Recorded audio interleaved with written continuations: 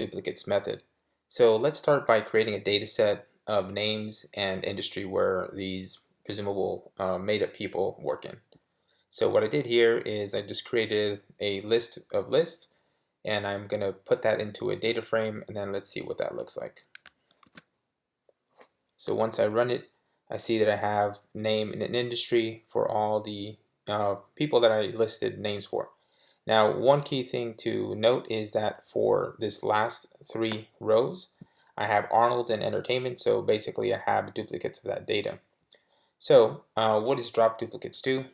Well, if you basically append or chain the drop duplicates function onto your data frame, in this case df, what will happen is that it will drop the last 2 rows for Arnold. So I'm going to comment this initial data set out since we already know what it looks like, and I'm going to run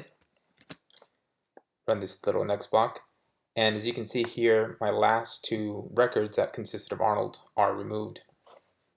So let's explore drop duplicates a little further. If I pass a parameter of keep and I set it to false, what's going to happen is the 3 Arnolds that I once saw will actually all get removed. So let's go ahead and run this one more time. And as you see here, all the Arnold records are removed. Now keep does take 2 parameters. It takes, as this little kind of tooltip says, first, last, and false. Essentially, first would keep the first duplicate and then drop the remainder. Last would keep the last duplicate found in the data set and then discard the other 2 prior. And false would just say, hey, if this was a duplicate record, I'm just going to remove it. So you can be like really strict about how you handle duplicates. So there's some flexibility for sure. The next thing that I want to talk about is dropping duplicates based on a subset of fields, right? So here we only have 2 fields, but let's say, for example, I want to just get a unique list of industries, regardless of what the name it's associated to.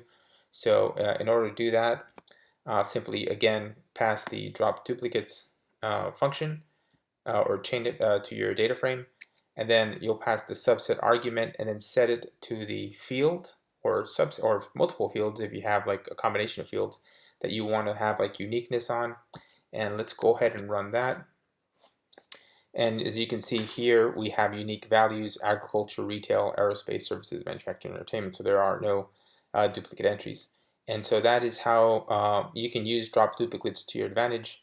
Drop a like if you enjoyed this video. Thank you.